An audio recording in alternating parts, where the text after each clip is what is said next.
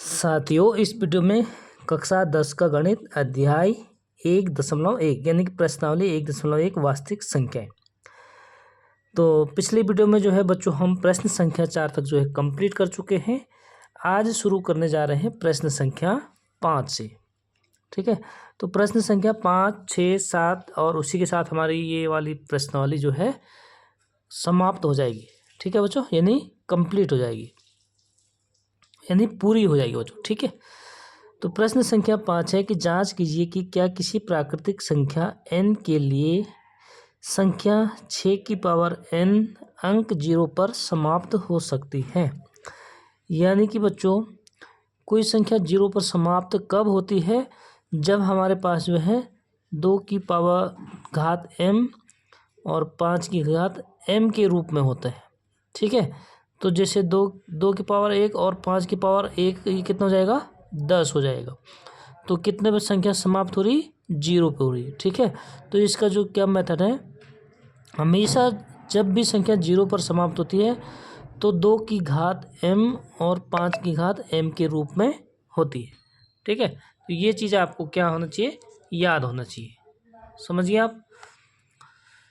तो देखो बच्चों, यहाँ पे मैंने लिख दिया कि जो संख्या 0 पर समाप्त होती है उसके अभाज्य गुणनखंड हमेशा क्या होते हैं? 2 की घात m और 5 की घात m के रूप में होता है। ठीक है, ये मैंने यहाँ पे लिख दिया। अब यहाँ पे हमें किसकी पावर निकालनी है? 6 की पावर n। ठीक है, प्रश्न में क्या है दिया है? 6 की पावर n। क्या 0 पर समाप्त होगा? तो देखते बच्चों, 6 के अभाज्य गुणनखंड करेंगे हम, यानी 2 गुणा 3 और की पावर घात कितनी है? n है। ठीक है, तो घात n यानी कि यहाँ पे 5 की घात नहीं दिख रही हमें, तो ये हमेशा क्या है? 0 पे समाप्त नहीं होगी, क्योंकि जहाँ 0 पर समाप्त हो वहाँ पे 5 और 2 का गुणा जरूर होना चाहिए। ठीक है, समझिए आप। तो यहाँ पे हम एक लाइन में आंसर क्या लिखेंगे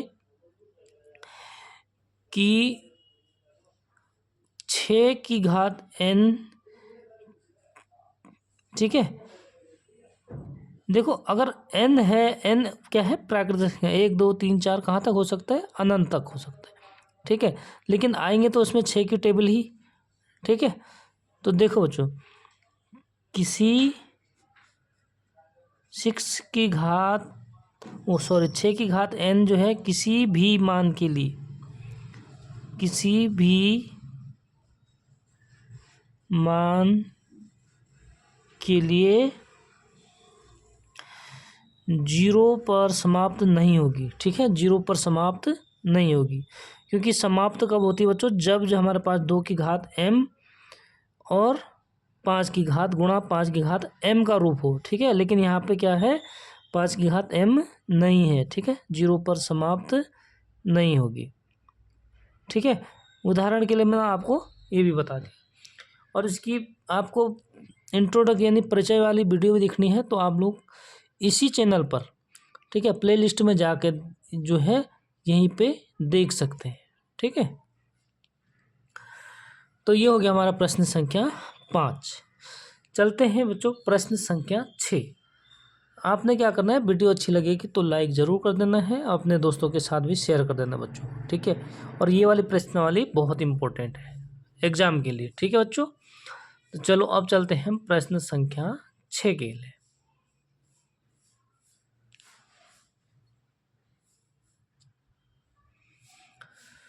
देखो बच्चों, प्रश्न संख्या 6 क्या है कि व्याख्या कीजिए कि 7 गुणा 11 गुणा 13 धन 13 यानी प्लस 13।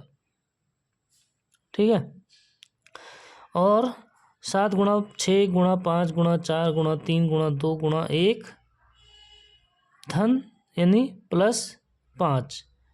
ठीक है, भाज्य संख्याएं क्यों हैं? तो भाज्य संख्याएं क्यों होती हैं? भाज्य संख्या कौन सी होती है बच्चों? जिसके हमेशा जो है गुणनखंड 1 से ज़्यादा हो। ठीक है, जिसके गुणनखंड क्या हो? 1 से ज़्यादा गुणनखंड हो। ठीक है, उसको क्या, वो क्या होता है? भाज्य। और अभाज्य क्या होता है बच्चों? जिसका केवल एक ही कोई गुणनखंड नहीं होता है, सिर्फ एक होता है और स्वयं होता है। ठीक है, वो अभाज्य होता है। तो हमने व्याख्या करने की क्यों है, तो इसके लिए क्या करेंगे हम? भाई सबसे पहले इसको हल करेंगे ना कि इसके गुणनखंड कितने, क्योंकि ये हमें जो है गुणनखंड फॉर्म में नहीं दिया है, क्योंकि यहाँ पे क्या है, धन है। ठीक है, तो ये इसमें कितने पद हो गए, ये एक पद हो जाता है, और धन और ऋण के बाद जो है वो एक पद हो जाता है। ठीक है, प्लस और माइनस के बाद क्या होता है, एक पद हो जाता है। तो देखो यहाँ पे इसको हल कर लेते हैं बच्चों। दिया क्या है, 7 गुणा 11 गुणा 13 और धन 13। ठीक है, ये एक पद है, ये दूसरा पद है। तो देखो बच्चों यहाँ पे हमारे पास 13 क्या है, कॉमन है, यानी इधर भी है इधर भी, उसको हम उभयनिष्ठ कहते हैं जिसको।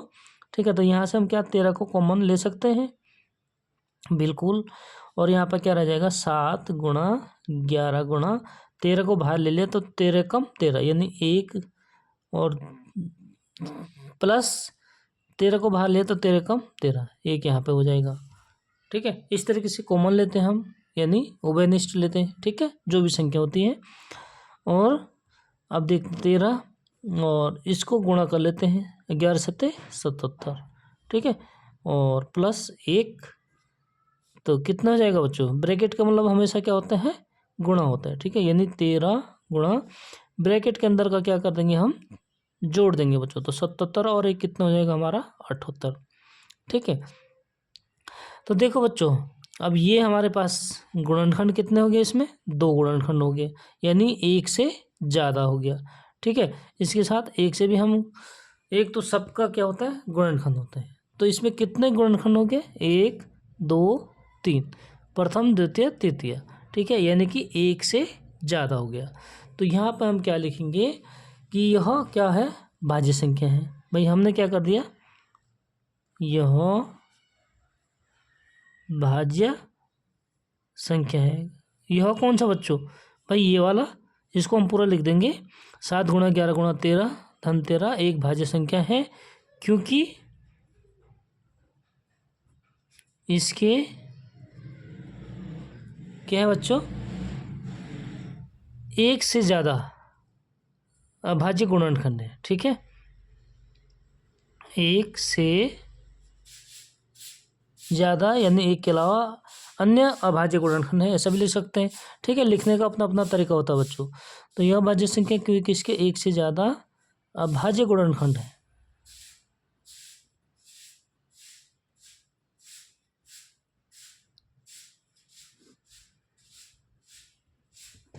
ठीक है, ये हो गया।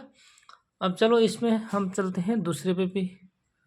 ठीक है, दूसरा क्या दे रखा हमें, 7 गुणा 6 गुणा 5 गुणा 4 गुणा 3 गुणा 2 गुणा 1 प्लस 5। ठीक है, तो ये कर लेते हैं हम।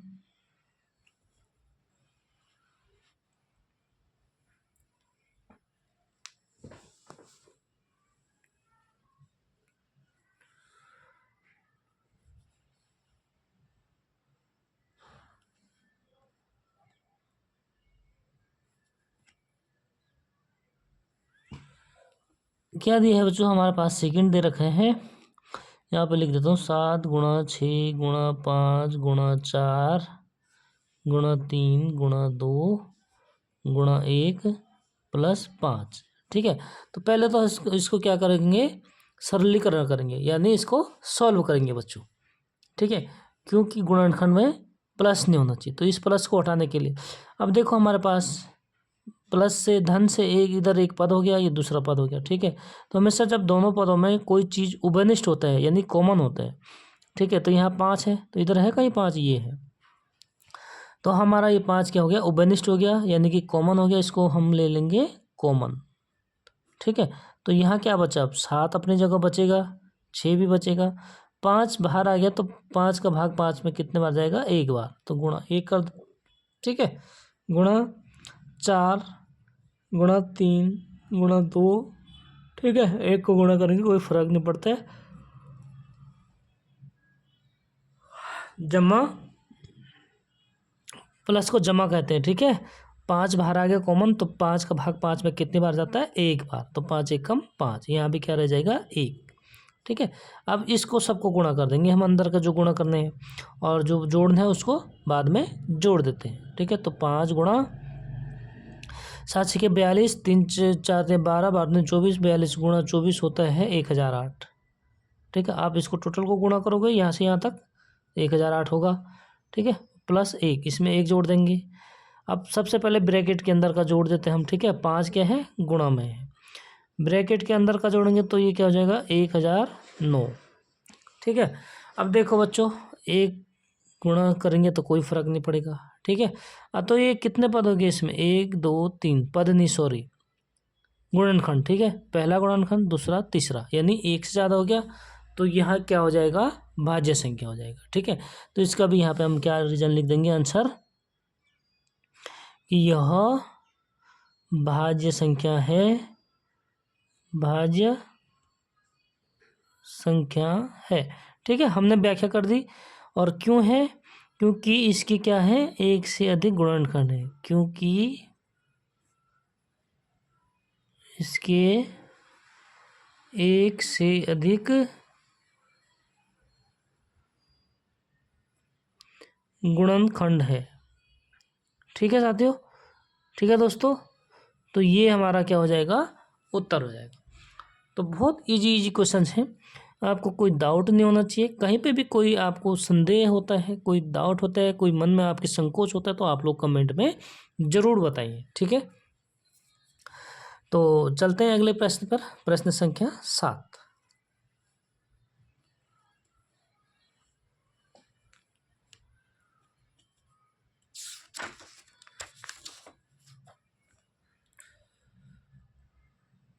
देखो बच्चों, पहले क्या होता है, हमें प्रश्न को अच्छे से पढ़ना है, उसको समझना होता है, ठीक है। तो प्रश्न संख्या 7 को पढ़ लेते हैं। किसी खेल के मैदान के चारों ओर एक वृत्ताकार पथ है, ठीक है, हमारा एक खेल है, खेल का मैदान है, तो पथ मतलब एक रास्ता है वृत्ताकार, ये हमारा क्या हो गया, वृत्ताकार रास्ता हो गया, ठीक है। वृत्त ठीक से बना लेना है, ठीक से बनाने है, जो भी है, ओके। तो इस मैदान का एक चक्कर लगाने में सोनिया को 18 मिनट लगते हैं। सपोज यहाँ से दौड़ना स्टार्ट करती है सोनिया, और जब दौड़ती है तो एक चक्कर लगते हैं, तो इसके लग जाता है सोनिया का 18 मिनट। और इसी मैदान का एक चक्कर लगाने में रवि को 12 मिनट लगते हैं, और रवि भी अगर यहीं से दौड़ना स्टार्ट करे तो इसका क्या लगते हैं, 12 मिनट लगते हैं। 12 मिनट लगते हैं रवि को, और 18 मिनट लगते हैं बच्चों सोनिया को, ठीक है। तो मान लीजिए कि दोनों एक ही स्थान, एक ही समय पर चलना प्रारंभ करके एक ही दिशा में चलते हैं। भाई एक ही स्थान से चलते हैं, एक ही दिशा में चलते हैं, और एक ही साथ चलते हैं, ठीक है। तो कितने समय बाद वो पुनः प्रारंभिक स्थान पर मिलेंगे, यानी कितने समय बाद वो यहीं पे मिलेंगे, ठीक है। तो समझो, सोनिया एक चक्कर लगाएगी तो 18 मिनट लग गए, ठीक है। 2 चक्कर लगाएगी, एक चक्कर लगाएगी 18 लग जाएंगे, दूसरा चक्कर लगाएगी तो कितने मिनट लग जाएंगे, यहाँ पर पहुँचने में 36 मिनट लग जाएंगे, 36 लग जाएंगे। अब देखते हैं ये कितने मिनट में यहाँ पे पहुँचती है फिर, ठीक है। एक चक्कर 12 मिनट रवि पहुँचते हैं, 2 चक्कर लगाएगा तो 24 मिनट, और 3 चक्कर लगाएगा तो 36 मिनट बाद। तो 36 मिनट बाद दोनों कहाँ पे होंगे, यहाँ पे होंगे, ठीक है। भाई यहाँ पे पहुँचेंगे ना, ये 24 मिनट में दूसरा चक्कर हो जाएगा और 36 मिनट में तीसरा चक्कर हो जाएगा, ठीक है। यानी कि दोनों क्या है, यहाँ पे कब पहुँचेंगे बच्चों, पहली बार मिलेंगे कब, 36 मिनट के बाद मिलेंगे। तो इसलिए क्या निकाला हमने, यानी पहला चक्कर यानी न्यूनतम, इसके लिए क्या करेंगे हम, एलसीएम निकालेंगे, ठीक है, एलसीएम निकालेंगे। तो यहाँ पे प्रश्नानुसार क्या हो जाएगा, हल, ठीक है। समझा दिया मैंने आपको कि सोनिया एक चक्कर 18 मिनट में लगाएगी, 2 चक्कर 36 मिनट में लगाएंगे तो यहाँ पे पहुँचेंगे, 3 चक्कर 72, ऐसे ही। तो इस तीसरा चक्कर 54 मिनट में, ठीक है। तो रवि क्या है, तीसरा चक्कर 36 मिनट में, तो 36 मिनट बाद दोनों कहाँ पे होंगे, यहाँ पे होंगे, ठीक है। तो वही चीज़ वो बता रहा है कि कितने समय बाद पुनः प्रारंभिक स्थान पर मिलेंगे, यानी कि कितने समय बाद, जो पहली बार मिलेंगे तो कब मिलेंगे, 36 मिनट के बाद मिलेंगे, ठीक है।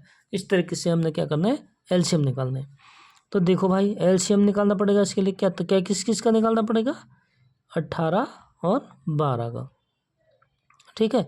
यानी कि हम 18 के गुणनखंड करेंगे पहले, कैसे करते हैं बच्चों, सॉरी यहाँ पे देखो, यहाँ 18 का करेंगे विभाजन, गुणनखंड बोलते हैं जिसको, ठीक है। तो कैसे करते हैं यहाँ पे देखो, आपको अच्छे से बताते हैं। 2 नंबर 18, 3 तियाँ 9 और 3 तियाँ 3 एकम 3, ठीक है। इसी तरह 12 के गुणनखंड करेंगे हम। 2 छक्के 12, 2 तियाँ 6, फिर 3 का भाग 3 में देंगे कितने बार? एक बार। कब तक करना होता है? जब तक 1 आ जाता है, ठीक है। तो इसके एलसीएम कितना हो गया बच्चों? सबसे पहले यहाँ पे क्या लिखेंगे हम? 18 के गुणनखंड क्या हो गया? 2 गुणा 3 गुणा 3, और 12 के क्या हो गया बच्चों? 2 गुणा 2 गुणा 3, ठीक है। एलसीएम क्या होता है भाई? सबसे पहले छोटी संख्या लेते हम, ठीक है। 2 है तो 2 की अधिक पावर कितने हैं? ज़्यादा वाले, ठीक है। 2 कितने इसमें? ज़्यादा वाले को लेते हैं। इसमें 1 है, यहाँ कितने? 2 है। तो एलसीएम 12 और 18 का, ठीक है। 2 गुणा 2, सबसे छोटी संख्या लेते हैं और जिसमें ज़्यादा बार है वो वाला लेते हैं, ठीक है। इसके बाद 3 है 2 के बाद, और 3 में ज़्यादा संख्या किस में है? ये वाला है, तो ये वाला ले लेंगे 3 गुणा 3। तो इसको गुणा कर देते हैं फिर। 2 दूनी 4, 4 तियाँ 12, 12 तियाँ 36, यानी कि 36 मिनट के बाद क्या है बच्चों? दोनों जो है पहले बार मिलेंगे, ठीक है। समझ गए आप? तो इसी के साथ हमारा जो है प्रश्नावली 1.1 जो है पूरी हो जाती है बच्चों, और अगली वीडियो में हम 1.2 को जो है शुरू करेंगे। तो वीडियो में बनने के लिए आपको सबसे पहले चैनल को सब्सक्राइब करना है, ठीक है। और जब तक आपकी पढ़ाई जारी रहेगी, इस चैनल पर आपको सारी वीडियोज़ अवेलेबल मिलेंगी, कक्षा 8 से लेकर कक्षा 12वीं तक के। तो जो आपके भाई बहन 8वीं 9वीं में हैं उनको भी बता दीजिएगा, ठीक है। तो मिलते हैं नेक्स्ट वीडियो में, तब तक के लिए बाय बाय।